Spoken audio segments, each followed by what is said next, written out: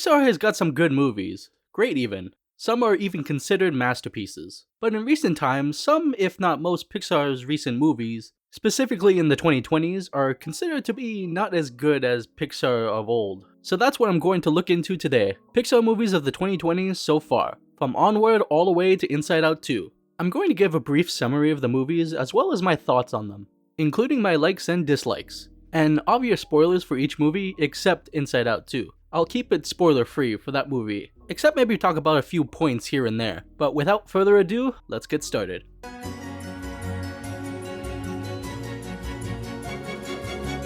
Onward starts off showing a world that developed from being full of magic and fantasy into modern day, with cities like the ones we live in today. It tells the story of two brothers who discover that their father was a magic user and try to reconnect with him using a magic gem that he left behind for them. The spell doesn't go as planned and they only end up resurrecting his legs, so they go on a quest to find another gem, along with half of their father, making it a journey full of shenanigans, trials, and tribulations, while trying to get their dad back on a timer. Now he's gonna be legs forever! Well, not forever. The spell only lasts one day. At sunset tomorrow he'll disappear, and we'll never be able to bring him back again. This movie was generally well received upon release. I don't remember it getting the highest praise, but overall good praise. And I agree with it. I think it's a good movie because its strength is in its character development. Ian is a shy kid trying to make friends to come to his birthday party, but he ends up failing at it first. He tries to be more confident while driving and ends up failing at first. He constantly gets embarrassed by his overconfident brother, and all he wants to know is who his father was. Throughout the journey, he becomes more confident with talking to others, learns to be more assertive when driving, and without even realizing it, he gets to do something he's always wanted to do with his father, which I will explain more in a moment. The other main character is Ian's brother Barley, a very charismatic and overconfident individual who is very passionate about the days of old and when it was the time of magic and preserving the past. He also goes through a lot in the journey, becoming more self-aware of what he does, learning to be more responsible, and getting closure with his dad. By the end of the journey, both Ian and Barley get what they wanted and needed. Ian realizes that he may not have grown up with his father, but he had his brother to be there with him, and did everything together that he wanted to do with his dad, having heart-to-hearts, laughing together, learning to drive, and the last but not least, sharing his life with him. Barley also got what he needed, closure with his father. Before his dad passed away, Barley didn't go into the hospital room to say goodbye, and after that, he told himself he was never going to be afraid ever again, which explains why he is the way he is. And I didn't go in. That's when I decided I was never gonna be scared ever again. So at the end, when Ian makes the decision to let Barley have his final minutes with their father, it gives him the closure he needed and starts a new chapter in his life. I really think it's all great stuff. It gets very emotional and is probably the strongest part of the movie if you ask me. The only things I say aren't as strong is a bit of the journey. I'm not 100% sure what it is, but I feel something is just missing. I might have just wanted a more epic journey or maybe some more fleshing out of the world. Another thing might be Chris Pratt as Barley. While he does a fine job with the character, it doesn't feel 100% right. Like he could have put more oomph into it, and this was before Chris Pratt was almost every character in animation. And I don't mind him as an actor at all, I just feel someone else could have been a better choice. That being said, it doesn't ruin the movie for me at all. This movie suffered a major box office loss due to the pandemic, so no one was able to go see it in theaters. So they shortly after put it on Disney Plus for everyone to see. The animation is always on point, Pixar doing what they do best in their style, with not many complaints from me at all.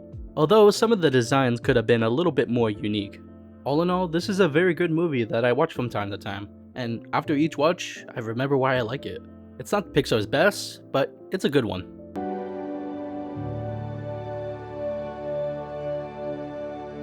Moving on to Pixar's second movie of the 2020s, Soul, about a man named Joe Gardner, a pianist who teaches middle school music, who just wants to make it big playing professional jazz. An opportunity to teach full-time opens up for him, but he's unsure of whether to take it or not because he doesn't want to commit and still wants to try to make it big playing music at shows. Lucky for him, another opportunity arises where a famous jazz player named Dorothy Williams has an opening in her group for a pianist. Joe takes this chance and auditions for her, and he is hired on the spot. Feeling like the luckiest guy in the world, he feels unstoppable, until he falls into a sewer hole. Joe wakes up, but not exactly as himself. He's only his soul. Confused and frightened about where he realizes he's heading, he runs away, finding himself in the Great Before, a place where all souls become themselves and are sent to Earth once they are ready. Once there, Joe pretends to be a mentor for new souls. He meets a soul named 22 who has been there in the Great Before since almost time itself. Joe agrees to find 22 a spark, which is basically his ticket to get back to his body on Earth. The problem is, 22 has been in the Great Before for this long for a reason, and nothing really works. Although 22 feels different around Joe and tries to help him get back to his body. They figure out a way with some help, but in the process both Joe and 22 head down to Earth at the same time. Joe may be back on Earth, but not in his body. It turns out 22 ended up in his body, while Joe ended up in his therapy cat's body, which was with him at the time. If I'm in here, then who? What? You're in my body! Wait, You're wait, in the that's cat? my body! I'm in a body? Why are you in my body? I don't want to be a cat! Now both Joe and 22 have to figure out another way to get back into Joe's original body before he plays the show. This movie was given a lot of praise as it came out. The general consensus was that people were all for it, and I really liked the film myself. I think it's for the most part a calming film about appreciating life, although there were criticisms about it. The main one being that a lot of Disney films in general tend to have their lead characters, specifically of color, turn into animals, and yeah, that it is a very weird trend they've done way too many times before. Although I'm going to vouch that this one at least had a purpose, for Joe to be as a cat, for a third of the movie. As this coincides with the journey of the movie for Joe, being at a different perspective in life, he sees not only himself but others around him in a different light, understanding them more than just at face value. And there's always more to learn about things and expand it. Like the scene where 22 and Joe is confronting his mom about his passion, and how his mom doesn't want him at a dead end if it doesn't work out. He tells his mom that his life would have amounted to anything if he had died that day, which has his mom come forward towards him, changing the lighting of the scene. It makes it feel like his mom is fully understanding him for the first time. She helps him, gives him the suit he needs, and even attends his show. She says she's always been proud of him, which makes it hit harder for him while observing nearby. Ray would have been so proud of you, baby. Like I've always been. 22 also goes through a similar experience while being Joe, experiencing many things that a soul usually wouldn't get to try, like tasting different foods, going to places, and changing people's lives. Having that hands-on experience is what helped 22 get that spark, just living life. Joe was the only one to understand what 22 went through, and after returning to his body and remembering what they did throughout the day, from Joe's perspective, it's just daily things, but for 22, it was magical. This movie was another victim of the pandemic. Although it went into theaters in other territories and made approximately $122 million at the box office, it still flopped compared to its $150 million budget, which is very much of a trend with a lot of these movies we're going to talk about. It's unfortunate because none of these movies deserve that fate. The animation is really great in this one. The backgrounds of New York City look almost lifelike, and we got that Pixar look to ensure that this is an animated movie. Solo's probably Pixar's best movie of the 2020s so far, although that can always be debatable. I just feel the passion in this movie, and I hope more movies can always continue with it.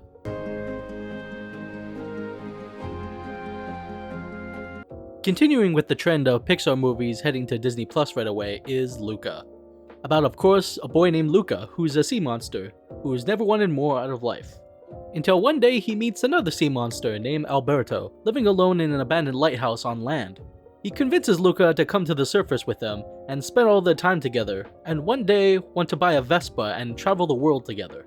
They head to town to find a Vespa and end up meeting Julia, a girl who is in town for the summer visiting her dad. Together, they team up to do the Porto Rosso Cup, so they can win the prize money. Julia gets to knock down the local bully a peg, and both Luca and Alberto can get their Vespa. Underdogs? Underdogs. The movie was well praised upon its release, often being compared to a Studio Ghibli slice-of-life movie, and giving a feel-good summer vibes, and I couldn't agree more on that, though there were some criticisms about it, such as the movie just being boring or nothing really happens, and I personally don't agree with that. There are obvious things happening, and there is a working goal the characters are heading towards. I think it's just people that wanted more of a grand adventure, and if there isn't one, they think it's boring or not good. I personally feel that not all stories need to be grand adventures, and not all stories are like that. Many of my favorite stories, shows, and movies have little to no action at all. It's the things people do in their daily lives that interest me. There's just something cozy about it all, just characters enjoying the little things, such as Luca and Alberto enjoying pasta for the first time and learning to do human things. Luca goes through an amazing growth from not being able to step outside his comfort zone to exploring all new things around him, thanks to both Alberto and Julia. Although it was really harsh of him singling out Alberto as a sea monster just to save himself. Alberto also goes through a great growth, from being alone to having a best friend, to actually understanding what certain humans do and bonding with Massimo, Julia's dad. But he did have jealousy issues, which are understandable after being alone for so long. You don't want to lose the little you have, but he grows from it, learning to let go and be supportive of different things. As I mentioned, this movie got its limited release in theaters and was put onto Disney Plus right away, which did well in viewership. The movie's animation I personally think is very nice. I like the different style as opposed to the traditional design Pixar usually uses in a lot of their movies. Some might say it looks kiddish, but I think it fits the tone of the movie very well. In the end, I think this is a great movie that I'll always come back to around every summer.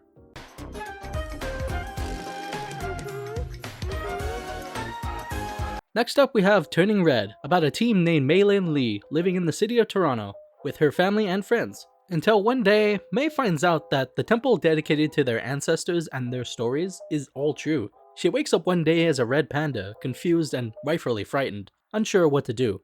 Her mom finds out and tells her the truth that all women in her family go through the same thing, and that the panda could be sealed at the next lunar eclipse. That's a whole month away. We'll wait it out together. In the meantime, May and her friends are trying to figure out a way to see their favorite band, Four Town, and they use the panda to their advantage, essentially charging people for pictures and merchandise, slowly but surely throughout the movie. May realizing that maybe the panda is not much of a curse after all.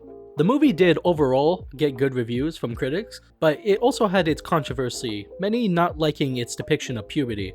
Personally, I don't understand what's so wrong about it, because literally all children go through puberty, and the specification of women in the movie, they all go through it. So I don't understand why it's so wrong to learn a thing or two before it actually happens, or even show some kids that yeah, this is a thing that happens, and it's okay, and you're not alone out there. Those who say it's inappropriate, like, yeah, a lot of family movies have stuff that is inappropriate at times and have jokes that only adults understand, and yet nothing is said about those movies. So I see nothing wrong. If I was a kid watching this, I wouldn't understand the themes, nor would I really care. I just like the big red panda and the music, honestly. I personally like this movie. I think it's good. I like the conflict it deals with generational trauma, although that could have been a bit more fleshed out. But it was still good to tackle, giving something for not only children watching, but adults as well. It gives you something to think about, and it feels heartwarming in the end, at least to me. I know a lot of people have become picky about what they like lately, but I just can't say I don't like this movie. Both of more of the main characters, May and her mom, go through each of their own growth in the story. May learning to be more independent from her mom and making her own choices in life as she gets older, and her mom learning to let her grow but still be a part of her life. It takes some time, but they both get there, and better understand each other in the end. Although this came out on Disney Plus as well, it became the last Pixar movie to premiere on Disney Plus first, for the time being at least. But it did garner the highest viewership for the platform at the time, with over 1.7 billion minutes viewed within its first week. A lot of people criticize the animation, but like Luca, I think the animation is nice and very unique to Pixar. I like that they are changing styles for some of their movies. It makes them stand out more. It's expressive and clean. I like the exaggerations they do with some of the facial expressions. I'm maintaining it's an overall good movie. It's nothing perfect, don't get me wrong, but it doesn't always have to be enjoyable.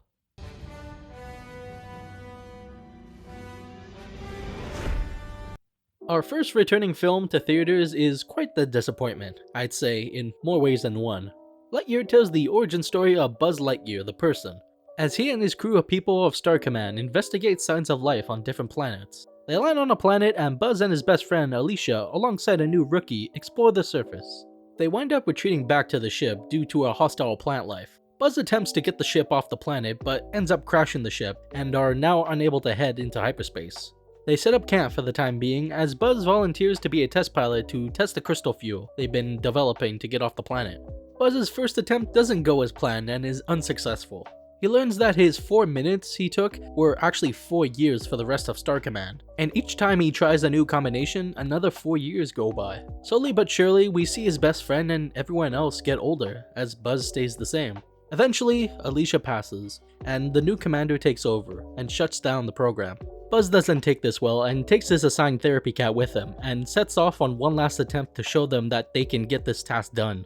He makes the jump and time passes as usual, but things have changed this time.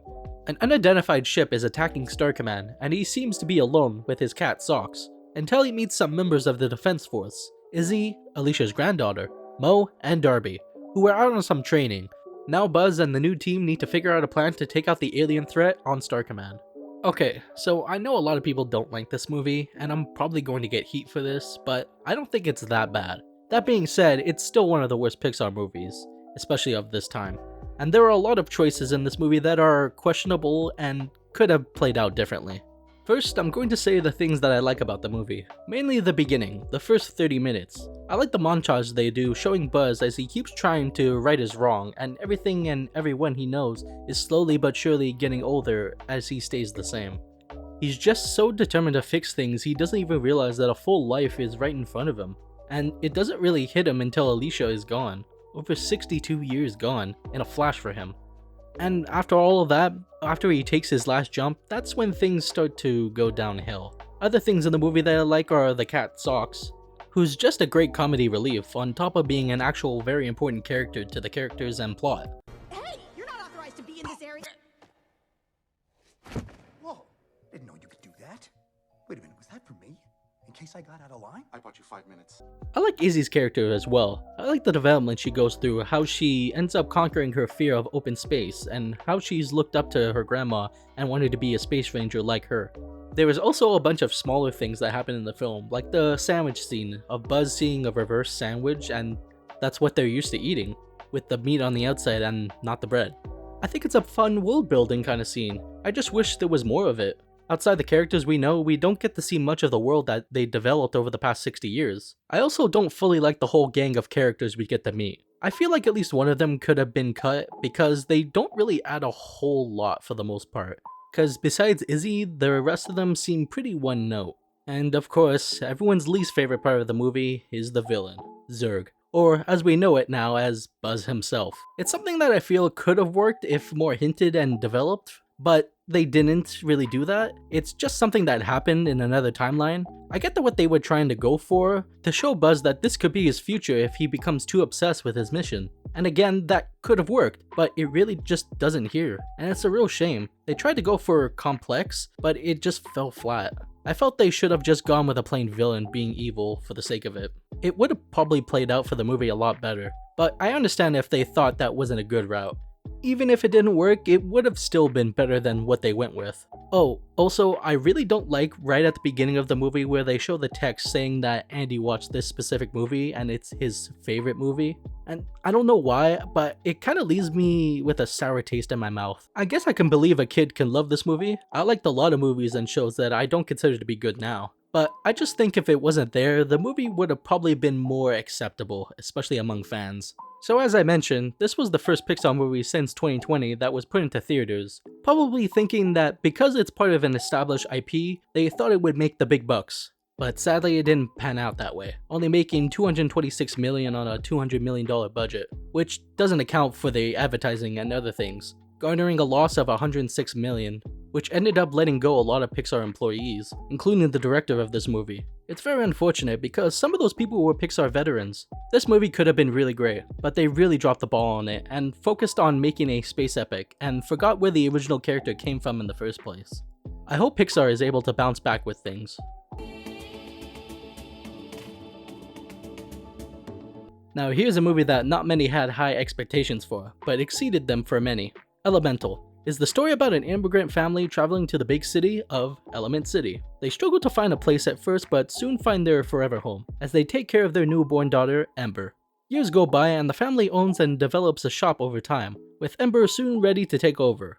Unfortunately, the only thing holding her back is dealing with her anger among customers. During a crazy sale at their store, Ember gets overly frustrated with all that's going on and runs off to release it all, which ends up causing the water from the building to start pouring in, along with a water person named Wade. Wade explains that he's a city inspector and that the excessive flooding is against many violations, and writes her a ticket that can get her dad's shop closed forever. Ember tries to stop it from going through, but it's too late. So she tries to figure out a compromise, and both she and Wade are tasked with finding the source of the water and how to stop it. It becomes the time constraint of ensuring that her father's shop can stay open and that the water source will always remain blocked. Throughout the rest of the movie, we slowly but surely see the development of both Ember and Wade's relationship bloom into a romance. The little things of them spending time together and going on dates are just very wholesome. And Wade is nothing but peppy all the time, which can be infectious at most times. Also, I have to say that this animation is very beautiful. The way the elements flow around throughout the movie just looks fantastic.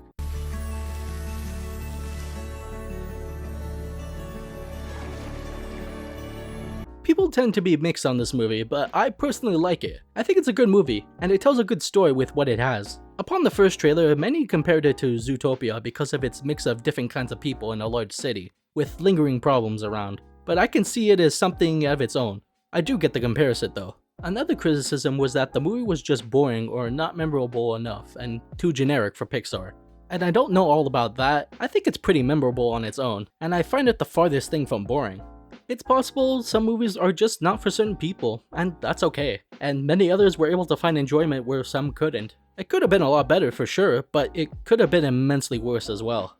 The movie did pretty poorly at the box office at first, only earning about $29 million in its first weekend, and only getting lower as the weeks went by. But unlike previous movies being dumped onto Disney Plus in less than a month, they kept it in theaters over the summer, and promised to keep it until after Labor Day.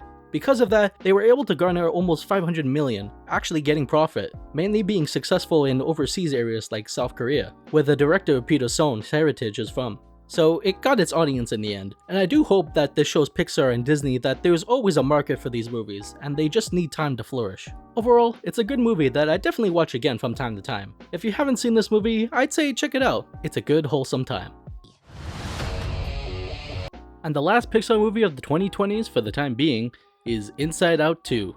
The movie continues off a year after the first one ended, with Riley at the end of middle school and heading towards high school. After a hockey game, she and her two best friends are invited to a hockey camp to show off their skills and possibly make it onto the high school team. Shortly after, Riley finds out that her friends are going to attend a different school after the summer. And shortly after that, Riley's new emotions come in and take over, making her situation more complex than ever before.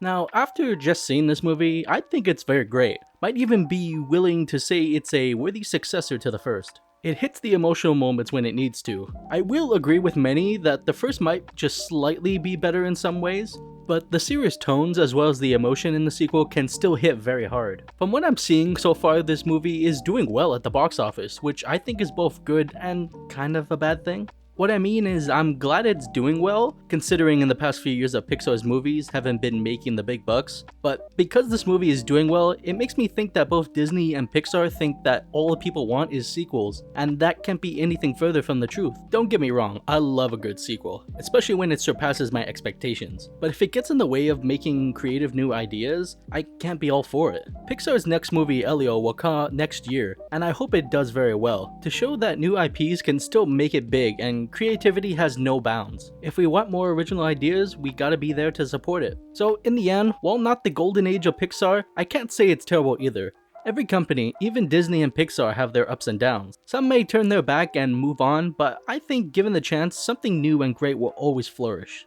I don't hate any of these movies I've talked about today, and I don't love all of them either, but I personally will always be anticipating what Pixar will do next.